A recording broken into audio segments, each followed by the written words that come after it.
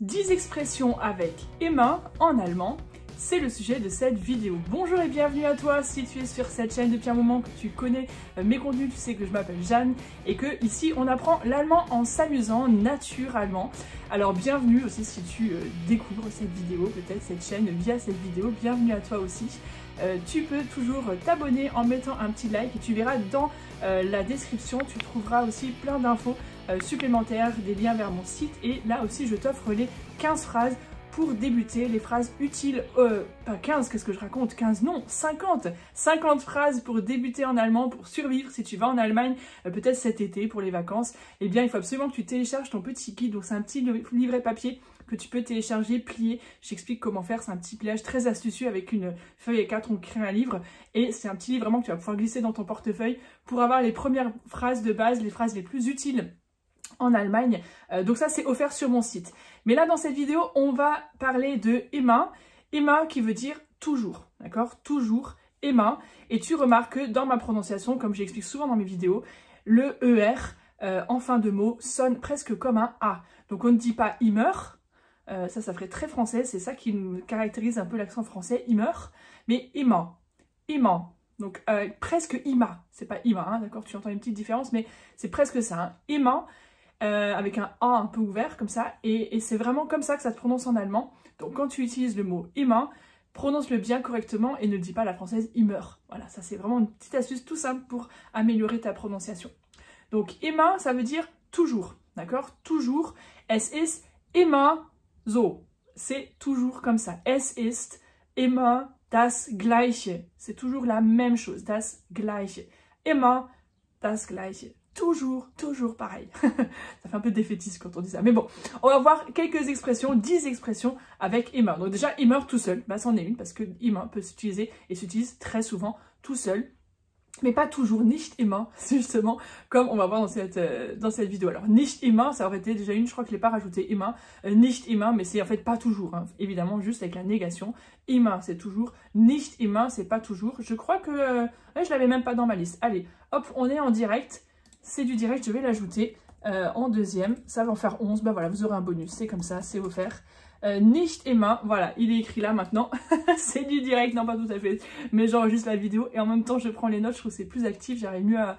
il y a des choses qui me viennent des fois, enfin, en tout cas j'espère que vous appréciez ce style, n'hésitez pas à me le dire d'ailleurs dans les commentaires, mais si vous êtes là, généralement c'est que vous appréciez, moi ça me permet d'être plus interactif et plus connecté aussi à ce que je veux vous transmettre.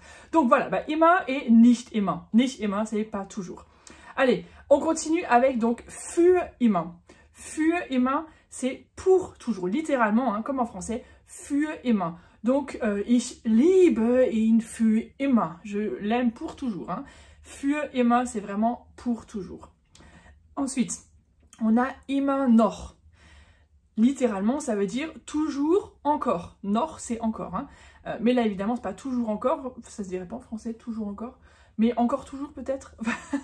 Ich liebe ihn, par exemple, immer noch. Si on prend l'exemple hein, de quelqu'un qui est amoureux, il est encore amoureux de lui. Il est toujours encore amoureux de lui. Oui, ça se dirait aussi en français. Immer noch. Voilà. Immer noch, c'est toujours encore. Alors, c'est quelque chose qui continue, ça ne s'arrête pas. Ensuite, on a immer mehr. Immer mehr, c'est toujours plus, puisque mehr, c'est plus. Hein, mehr. Immer mehr. Es wird immer mehr. Il y en a de plus en plus. Des abonnés sur ma chaîne, par exemple. Es wird immer mehr. Immer mehr, c'est toujours plus. Immer besser. Immer besser. Besser, c'est le superlatif de gut. Gut, c'est bien. Besser, c'est mieux. D'accord? Le superlatif, c'est encore super, trop bien. Donc, c'est un truc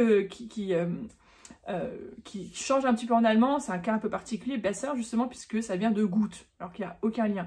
D'habitude ça se voit un peu mieux, par exemple schnell pour rapide, au superlatif c'est plus rapide, devient schneller, langsam devient langsamer, schön devient schöner. Vous avez compris le principe, à chaque fois quand c'est mieux, quand c'est plus mieux, on rajoute ER à la fin, qui se prononce un peu comme un A, comme on l'a vu en début de vidéo. Donc immer besser, ça vient de gut, voilà c'est un peu l'exception.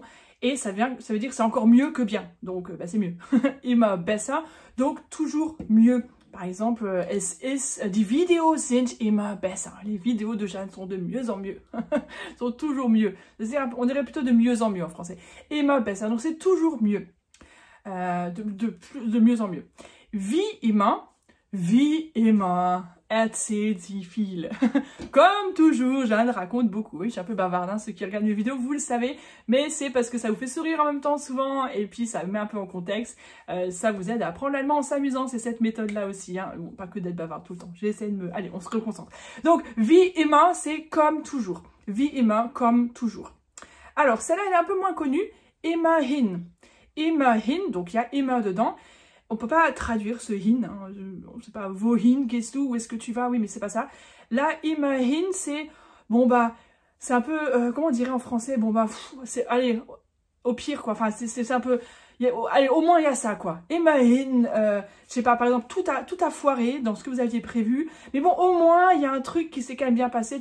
Bon, immerhin ist das gut gegangen, hein. Oh, bah, au moins, il y a eu ça qui s'est, voilà, qui s'est quand même bien passé. Immerhin, et il faut continuer, hein. Tu peux pas mettre immerhin tout seul, hein. Immerhin, et tu expliques ce qui a finalement un peu rattrapé le truc et le seul truc qui a pas trop foiré. Immerhin. C'est surtout dans ce contexte-là, hein. On peut l'utiliser dans d'autres contextes, mais voilà, un petit peu surtout ça. Immer häufiger. Alors, ici, on a, ah, vous l'avez peut-être repéré, le ER à la fin. Bah oui, ça vient du superlatif. Donc, c'est quelque chose qui est quelque chose de plus souvent. On a häufig, qui est un adjectif, donc ici au superlatif häufiger. Et häufig, c'est quelque chose qui revient fréquemment. Häufig, c'est sehr häufig, très fréquent. Donc, immer häufiger, c'est toujours plus fréquemment. Donc, c'est quelque chose qui arrive de plus en plus régulièrement. Immer häufiger. On a ensuite, pardon, hop, si mon écran veut bien faire ce que je veux, on a immer schlechter.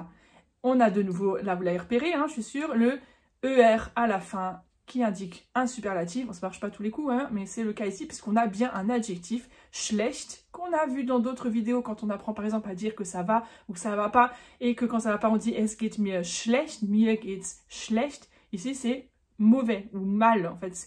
Et donc schlechter, c'est encore pire, donc ça va vraiment pas. Hein. Donc immer schlechter, on pourrait dire par exemple es geht mir immer schlechter, donc c'est de toujours en moins bien, quoi. Enfin ça va de moins en moins bien. Immer schlechter. Donc voilà, ça c'est vraiment quand ça va très très mal, hein, si tu dis ça. Immer schlechter, ou quelque chose qui devient de pire en pire. On dirait en français, hein, immer schlechter. C'est donc en fait l'inverse de immer besser, puisque immer besser c'est de mieux en mieux. Et puis enfin, on termine donc avec le 11e, puisqu'on avait un bonus, on l'a vu en début. Immer wieder. Immer wieder. Alors attention, oui, vous êtes peut-être dit, il y a le ER à la fin. Non, ça marche pas ici, c'est pas un superlatif. Non, quand même, il faudrait pas que ça marche à tous les coups, sinon c'est pas rigolo. Parce que vide n'a rien à voir avec vide, et n'est pas un adjectif. Quelque chose n'est pas vide, c'est pas un adjectif qui existe.